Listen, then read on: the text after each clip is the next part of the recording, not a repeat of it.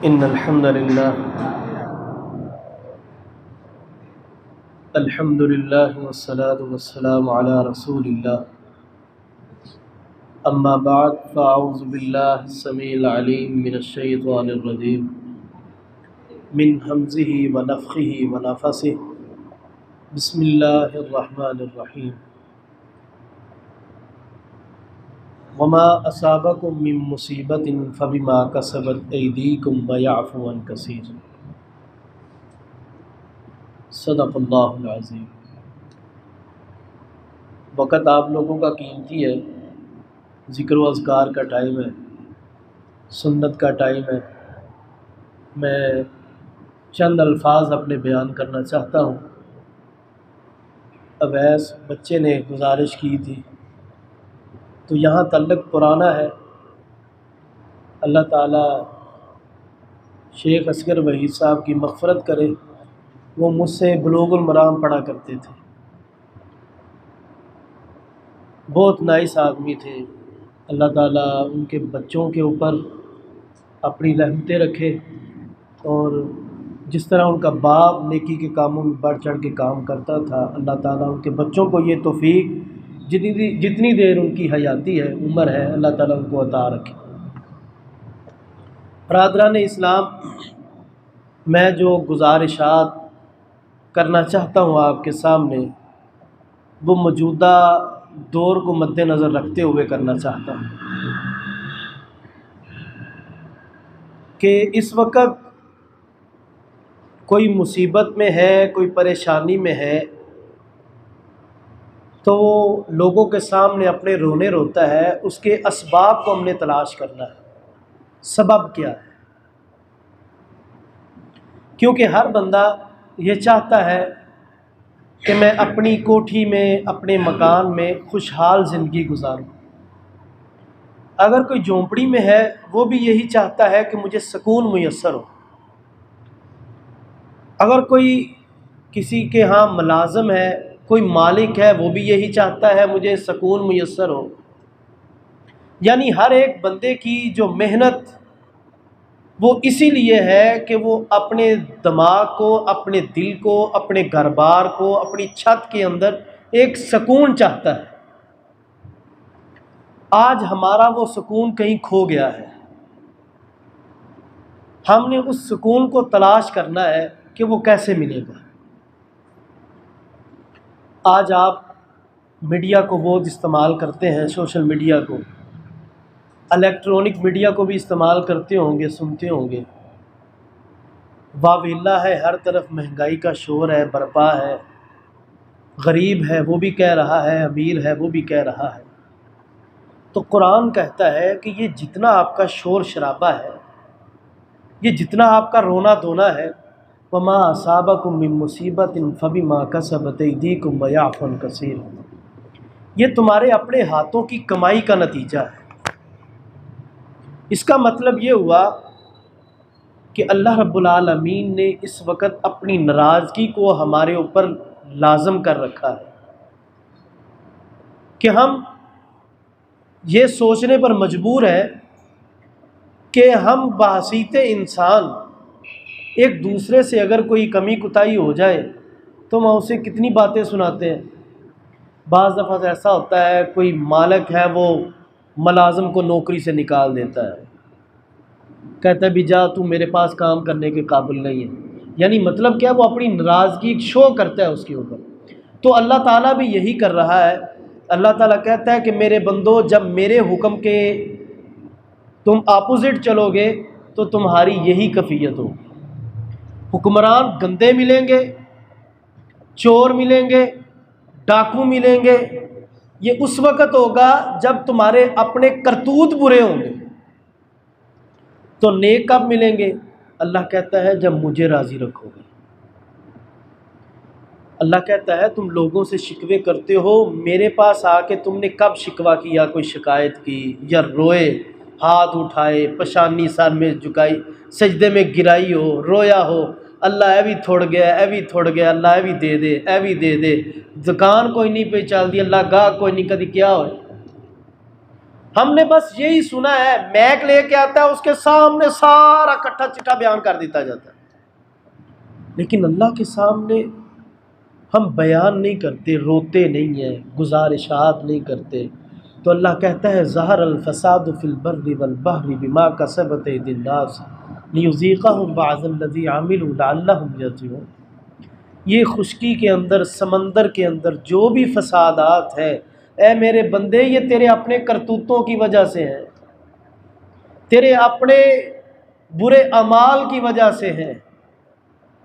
ساتھ اللہ رب العالمین قرآن مجید کے ایک اور مقام پر فرماتا ہے وَمَنْ أَعْرَضَ عَنْ ذِكْرِي فَإِنَّ لَهُ مَعِيشَةً ضَنْكًا وَنَحْشُرُهُ يَوْمَ الْقِيَامَةِ أَعْمَى قَالَ رَبِّ لِمَ حَشَرْتَنِي أَعْمَى وَقَدْ كُنْتُ بَصِيرًا. لاکھ ہم پردے ڈالیں، نہیں جی نہیں، سب کچھ ٹھیک ہے، کچھ بھی ٹھیک نہیں ہے، کچھ بھی. وَمَنْ أَعْرَضَ عَنْ ذِكْرِي فَإِنَّ لَهُ مَعِيشَةً ضَنْكًا. معیشت کب تنگ ہوئی؟ جب اس کو چھوڑا. رزق کب کم ہوا؟ جب اس سے ناتا توڑا. جوڑا کن سے؟ اپنے جیسوں سے، ہاتھوں سے دفنانے والوں سے، ہاتھوں سے مورتی بنانے والوں سے. جب ہم نے ناتا جوڑا، جو 2 ماہ نہائے نہ، جب ہم نے ان سے ناطے جوڑے تو اللہ نے اپنے آپ سے ہمارے تعلقات کو کٹ کر دیا. میں ایک حدیث سنن ابن ماجہ کے اندر پڑھ رہا تھا، سیدنا ثوبان رضی اللہ تعالیٰ عنہ حدیث کے راوی، وہ بیان کرتے ہیں کہ نبی صلی اللہ علیہ وآلہ وسلم نے فرمایا قیامت کا دن ہوگا، لوگوں کے اعمال کو ہباء منثورا کر دیا جائے گا، ہوا میں اڑا دیا جائے گا. سیدنا ثوبان پوچھتے ہیں اللہ کے پیغمبر ان کی صفات کیا ہوں گی، نشانیاں کیا ہوں گی؟ آپ نے فرمایا اے ثوبان، اے میرے صحابہ، وہ تمہاری طرح لمبی لمبی نمازیں پڑھنے والے ہوں گے، صوم و صلات کے پابند ہوں گے، زکوٰۃ دینے والے ہوں گے، صدقہ خیرات کرنے والے ہوں گے، لیکن عمل کیا ہوگا؟ جب تنہائی میں بیٹھیں گے اللہ کی حدود کو پامال کریں گے، اللہ کی حدوں کو پامال کریں گے. یعنی تنہائی میں بیٹھ کے اللہ کی نافرمانی، گناہ، وہ گناہ جو انسان کسی کے سامنے آ کے اس کو چھپانا چاہتا ہے، وہ گناہ برائی میں تنہائی میں بیٹھ کے کرتا ہے. ایک حدیث کے اندر آیا، نبی اکرم صلی اللہ علیہ وآلہ وسلم نے فرمایا اللہ تعالیٰ قیامت کے دن تمام گناہوں کو معاف کر دے گا، ہر بندے کو معاف کر دے گا جس کو وہ چاہے معاف کرنے پر قادر ہے. لیکن ایسا بندہ جو گناہ کرنے کے بعد اعلان کرتا پھرے، ویخ میں رات نو ایک گل کھلائے نے، فلانے کی بیٹی کی عزت کو داغدار کیا، فلانے کے ساتھ میں باتیں کرتا رہا، یہ اس کا کانٹیکٹ نمبر ہے، یہ باتیں کرتا رہا. اللہ کہتا ہے جب اعلانیہ طور پر بغاوت کرے گا، اعلان کرے گا میرے کاغذات چ معافی کوئی نہیں، اپنی بات نہیں سنا رہا، پیغمبر کی حدیث سنا رہا. وہ معاف کرنا چاہے تو کر سکتا ہے، کوئی روکنے والا نہیں ہے. وَيَغْفِرُ لِمَن يَشَاءُ، جسے چاہے معاف کر دے، جسے چاہے سزا دے دے، اسے کون پوچھنے والا ہے. لیکن ایک طریقہ کار وضع کیا اللہ نے، کہا بھئی یہ حد ہے، اس کو اگر کراس کرو گے یہ سزا ہے. اللہ کہتا ہے میں نے تمہارے لیے نماز کے اوقات کو مقرر کیا، تم آئے نماز پڑھی، مجھ سے ملے، باتیں کی، کلام کیا، جو حاجت تھی لے کے چلے گئے. لیکن اگر اس میں بھی میرے طریقہ کار کے مطابق یا میرے نبی کا طریقہ نہیں تھا تو تمہاری وہ نیکی بھی مجھے قبول نہیں ہے، وہ عمل تمہارا ضائع ہے. تو بات کرنے کا مقصد آج ہماری دنیا کے اندر کیا ایشوز ہے؟ ایک یہ پائی رزق کوئی نہیں، نوکری کوئی نہیں، یہی ہے نا. کمانے والا بھی مر رہا ہے، نہ کمانے والا تو پہلے ہی مرا ہوا ہے. لیکن اس کا حل کیا ہے؟ اس کو ہم نے تلاش کیسے کرنا ہے؟ اس کو تلاش یہ ہے کہ اللہ رب العالمین فرماتا ہے کہ مجھ سے استغفار کرو، مجھ سے استغفار کرو. لوگوں سے شکوے شکایتیں کرتے ہو، کبھی میرے سامنے بیٹھ کے تنہائی میں یہ 2 ہاتھ اٹھا کے مجھ سے کہو تو صحیح، کسی تنہائی میں بیٹھ کے مجھ سے کہو تو صحیح اللہ تھوڑ گیا دے دے. وہ دینے پر قدرت رکھتا ہے نا۔ نحن اقرب الیہ من حبل الورید، اس سے کوئی قریب ہے تو بتاؤ۔ اور آج کل تے لوگ باتیں سن کے چار دوستوں میں جا کے مذاق اڑاتے ہیں، او وے ہونے اپنا کرتا چکیا ٹھڈ ننگا ہو گیا۔ اللہ کہتا ہے جتھے مرضی بہ کے پکار، تیرے اتے پردے بھی پاواں گا، تیریاں گلاں کسے تک پہنچاواں گا بھی نہیں، لیکن میرے کول تے آ۔ لوگوں کو دکھڑے سنانے سے مسئلے حل نہیں ہوا کرتے، مسئلے اس کو سنانے سے حل ہوا کرتے ہیں۔ لوگ تو مذاق ٹھٹھا کیا کرتے ہیں، باتیں بنانا جانتے ہیں، برا بھلا کہنا جانتے ہیں، گھروں کی باتوں کو باہر لا کے بیان کرنے سے حالات سدھرا نہیں کرتے، اپنے ضمیر کو جگانے سے حالات سدھرا کرتے ہیں، دل کو اللہ کے ساتھ جوڑ لینے سے حالات سدھرا کرتے ہیں۔ اللہ تعالیٰ کہتا ہے اگر تم مجھے نہیں پکارو گے کوئی بات نہیں، تمہیں ختم کر کے کسی اور لوگوں کو لے آؤں گا جو مجھے پکارے گا، مجھ سے استغفار کرے گا، رزق مانگے گا، بخشش مانگے گا، سب کچھ دینے پر میں قدرت رکھنے والا ہوں۔ لیکن بات پھر وہی آ جاتی ہے کہ ہمیں بحثیت انسان اس وقت جس چیز کی ضرورت ہے وہ اللہ تعالیٰ سے استغفار کی ہے۔ اسی یہ تے آنے اللہ حکمران سانو نیک دیں، کدی اللہ نو اسی یہ کہا یا اللہ سانو بھی نیک بنا دے، اللہ سانو بھی ہدایت دے دے۔ ہم حکمران تبدیل کرنے کی بات کرتے ہیں، خود کو بدلنے کی بات نہیں کرتے۔ بحثیت قوم ہر ایک کا یہی شکوہ ہے۔ آپ پرنٹ میڈیا کو دیکھ لیں، الیکٹرانک میڈیا کو دیکھ لیں، سوشل میڈیا کو دیکھ لیں، ہر کسی دا یہی ہے اسی اینوں نہیں ووٹ دینا، اینوں نہیں ووٹ دینا، اینوں نہیں ووٹ دینا۔ اللہ کہتا ہے انہاں دیاں گلاں بعد چوں پہلے اپنے اندر جھاتی مار کے تے ویکھ تیرے اندر کی ہے۔ تو یہ میں سمجھتا ہوں اور حدیث بھی ہے، اس وقت اگر ہمارے اوپر جابر، ظالم، چور، ڈکیت حکمران مسلط ہے تو یہ ہماری اپنی عوام کی کرتوت ہے، ہمارے اپنے گناہوں کا زوال ہے۔ اس کا نتیجہ آئے دن قرآن کی بے حرمتی۔ مسلمان پھر بھی ٹس سے مس نہیں ہے،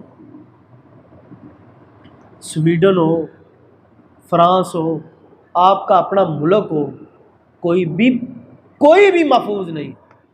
اللہ نے جو قرآن کا ذمہ لیا تھا نا، انا نحن نزلنا الذکر و انا لہ لحافظون، اللہ نے زبرہ زیرہ پیشاں دا لیا سی، الفاظ کا لیا تھا کہ کوئی الفاظ نہیں چینج کر سکے گا، کوئی اس کے حروف کو، ان کے تلفظ کو چینج نہیں کر سکے گا۔ باقی ذمہ ساڈا ہے۔ ساڈا ذمہ کیا؟ اللہ کہتا ہے اس کی حفاظت کرو۔ حفاظت کیا ہے؟ پڑھ کے عمل کرو، یہ تمہاری حفاظت ہے۔ اگر یہ ہم کام نہیں کریں گے تو آئے دن جڑاں والے جیسے سانحات ہوتے رہیں گے اور پھر ہمارا ملک بدنام ہوتا رہے گا۔ اسی طرح کے واقعات ہم مسلمانوں کو دہشت گرد قرار دیتا ہے، چاہے کسی کی بھی سازش ہو، ہمیں مسلمانوں کو آپس میں لڑانا کیوں نہ مقصود ہو۔ تو بات ادھر لے جانے کا مقصد صرف آپ کو یہ باور کروانا ہے کہ یہ جتنے بھی کام ہو رہے ہیں یہ ہمارے اپنے گناہوں کا زوال ہے۔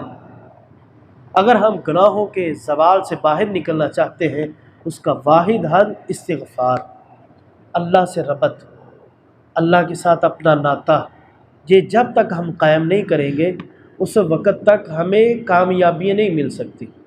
اس کی آپ کو میں چھوٹی سی مثال دے کے بات ختم کرتا ہوں۔ آپ کی اپنی دکان ہے یا کوئی کسی کے پاس ملازم ہے، وہ اپنی دکان پر جاتا ہے، اس کا ایک ٹائم مقرر ہے، 8 بجے 9 بجے، اس کی ایک نیت ہوتی ہے میں ناشتہ کروں گا، غسل طہارت اپنے لباس کو چینج کر کے، یعنی ایک عمدہ انسان بن کے، باروب انسان بن کے اپنے روزی کے اڈے پر بیٹھوں گا۔ یہی طریقہ ہوتا ہے۔ اگر وہ ملازمت کے لیے جا رہا ہے تب بھی اس کا یہی طریقہ ہے، اچھی طرح وہ اپنے کام کاج کے لیے نکلتا ہے۔ کس لیے؟ روزی کمانے کے لیے جا رہا ہے۔ روزی کیوں کمانے کے لیے جا رہا ہے؟ کہ اپنے بچوں کا، اپنے والدین کا اپنا پیٹ بھرنا ہے۔ یعنی وہ اپنے کام کے لیے اتنا مگن ہے، اس نے ہر ایک اپنے وقت کو متعین کر کے رکھا ہے۔ تو کیا ہمارا اللہ جس نے ہمیں پیدا کیا ہے وہ اس سے زیادہ حق نہیں رکھتا کہ ہم اس کو وقت دیں کہ ربا اسی اپنے کام تے جو جلے ہیں پہلے تیرا کام تے کر لئیے۔ اللہ کا کام کیا ہے کہ وقت پر فجر کی نماز کو ادا کیا جائے، زیادہ نہیں، سورہ یاسین کی تلاوت کی جائے۔ حدیث آتی ہے نا کہ اللہ کے پیغمبر نے فرمایا جڑا سورہ یاسین صبح پڑھ لینا اللہ شام تک اندے سارے کماں دے اندر آسانی پیدا کر دیتا ہے۔ تو چلو برکت ہے، ہم نے سورہ یاسین کو رکھا دکان کے لیے، چلو جی برکت ہوئے گی، لیکن اللہ نے یہ تمام معاملات کے لیے رکھا۔ چل تیرا تلاوت بھی ہو جائے تو تیرا دن بھی میں سوکھا لنگا دیاں گا، پر میرے ٹائم تے دے۔ ہم رزق کمانے کے لیے کمپنی کو ٹائم دے رہے ہیں، دکان کو ٹائم دے رہے ہیں، لیکن جس نے رزق دینا ہے اس کو ٹائم نہیں دے رہے۔ تو یہی وہ سبب ہے جس کی وجہ سے آج ہماری امت کا ایک دوسرے سے ربط ختم ہے، رشتہ داریوں سے دور ہوتی جا رہی ہیں، تعلقات ٹوٹتے جا رہے ہیں۔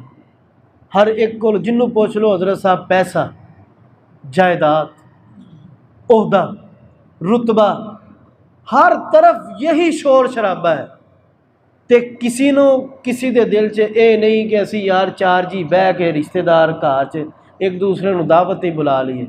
جے کسی نو کہہ دیو چل یار آج چار بھرا رل کے کسی نو اپنے رشتہ دار نو دعوت ہی بلا لو، حضرت صاحب ایک مہنگائی کنی۔ اللہ کی راہ میں خرچ کرنے سے اللہ دیا کرتا ہے، اور یہ بہترین چیز ہے۔ اللہ کہتا ہے کہ اگر تم نے مال خرچ کرنا ہے تو پہلے اپنے رشتہ داروں میں خرچ کرو، میں تم کو اس کا بہترین بدلہ دوں گا۔ اپنی راہ میں بھی خرچ کرنے کا کہتا ہے، لیکن پہلے اپنے سجے کھبے وے، اپنے رشتہ داراں نو وے، پھر میرے اللہ ادھر خرچ کرنا بھی میری راہ میں خرچ کرنا ہے۔ تو ہمیں اپنے ان حالات کو دیکھنا ہوگا کہ اسی دیانے ہیں نا باہر نکلیے تو لوگ آکھن جی حضرت صاحب دا لباس بھی چنگا ہے، حضرت صاحب دی جتی بھی چنگی ہے، ٹوپی بھی چنگی ہے، پر زبان چنگی نہ ہوئے تو لوکی توئے کرتے ہیں، کوئی بھی دلے نہیں لاندا۔